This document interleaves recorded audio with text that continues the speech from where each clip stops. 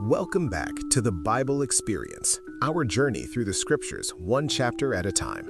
Today, we're stepping into Numbers chapter 35 to explore the establishment of cities for the Levites and the vital cities of refuge. Join us as we uncover how God provided for both the sanctuary and the safety of his people. Let's dive in. The Lord spoke to Moses in the plains of Moab by the Jordan at Jericho, saying, "Command the people of Israel to give to the Levites some of the inheritance of their possession as cities for them to dwell in. And you shall give to the Levites pasturelands around the cities.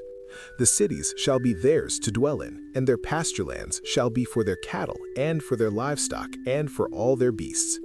The pasturelands of the cities, which you shall give to the Levites, shall reach from the wall of the city outward 1,000 cubits all around.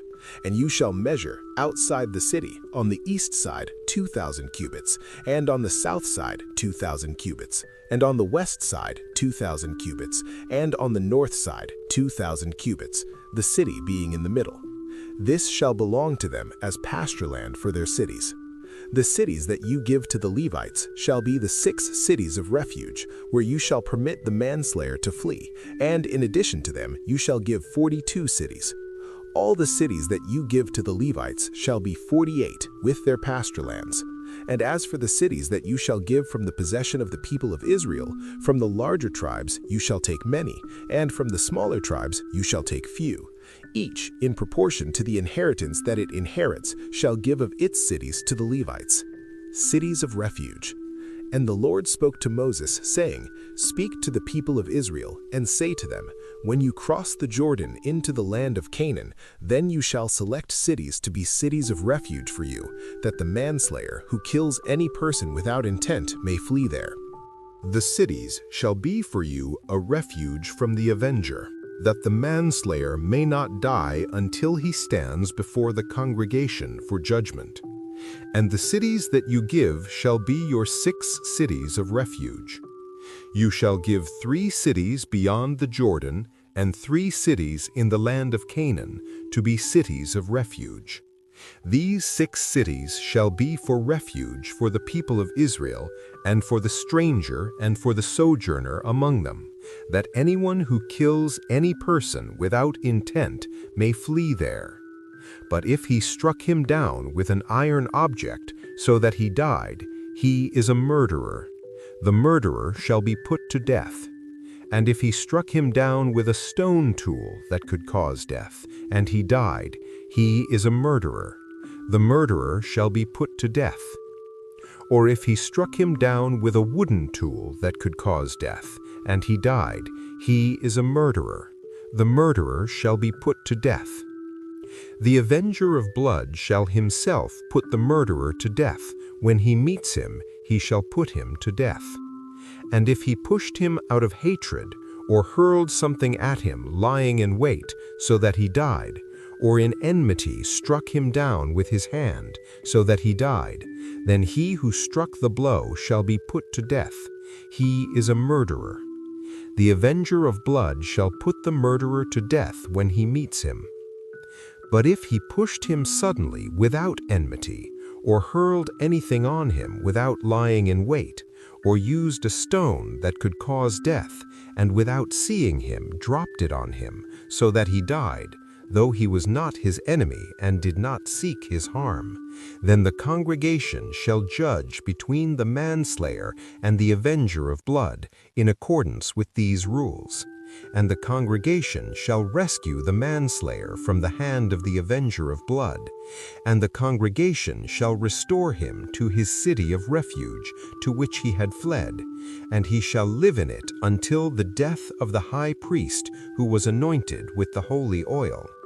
But if the manslayer shall at any time go beyond the boundaries of his city of refuge to which he fled, and the avenger of blood finds him outside the boundaries of his city of refuge, and the avenger of blood kills the manslayer, he shall not be guilty of blood. For he must remain in his city of refuge until the death of the high priest. But after the death of the high priest, the manslayer may return to the land of his possession. And these things shall be for a statute and rule for you throughout your generations in all your dwelling places. If anyone kills a person, the murderer shall be put to death on the evidence of witnesses. But no person shall be put to death on the testimony of one witness. Moreover, you shall accept no ransom for the life of a murderer who is guilty of death, but he shall be put to death.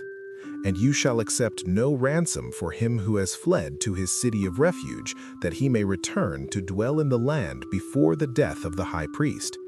You shall not pollute the land in which you live, for blood pollutes the land, and no atonement can be made for the land for the blood that is shed in it, except by the blood of the one who shed it.